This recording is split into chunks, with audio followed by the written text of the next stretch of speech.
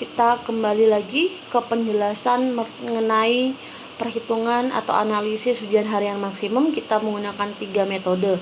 Ini contoh saja gitu ya, bukan dari hasil perhitungan sebelumnya. Kalau Gumbel gitu ya, tadi kita punya nilai HHM-nya. Kalau tanpa rentang keyakinan, nilainya yang merah gitu ya.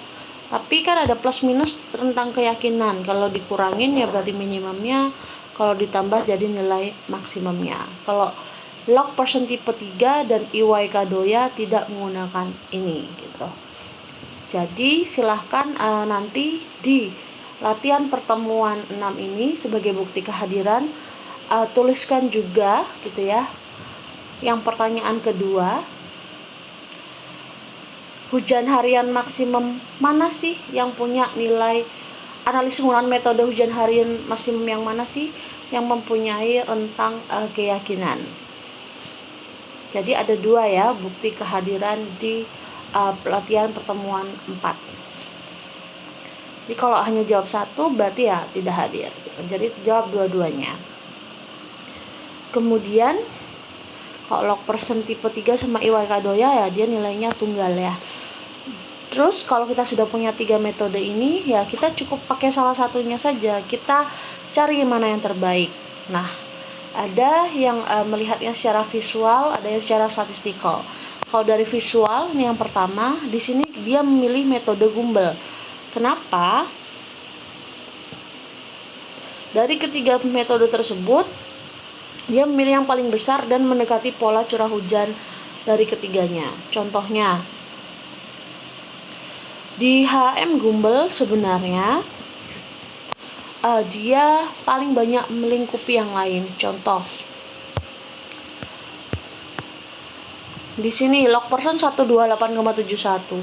Dia ada di dalam rentang minimum maksimumnya Gumbel. Begitu pula dengan IY Kadoya. Dia ada di rentang minimum dan maksimumnya. Secara umum kebanyakan begitu ya. Log persen tipe 3 dan IY Kadoya ada di dalamnya HM Gumbel, rentang minimum dan maksimumnya. Selain itu, kalau kita lihat dari tren gitu ya, semakin besar periode ulang hujan, nilai hujan harian maksimumnya meningkat pada Gumbel. Begitu pula di log persen tipe 3. Sementara di IY Kadoya dia sebaliknya. Jadi dalam hal ini log antara Gumbel maupun log persen tipe 3. Jadi dipilihlah yang Gumbel. Ini yang secara visual.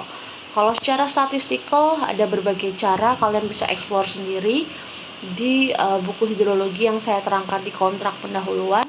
Di sana ada, biasanya bisa menggunakan koefisien variasi, koefisien kepencengan dan kurtosis. Jadi secara statistikal kita hitung nilai-nilai ini gitu ya.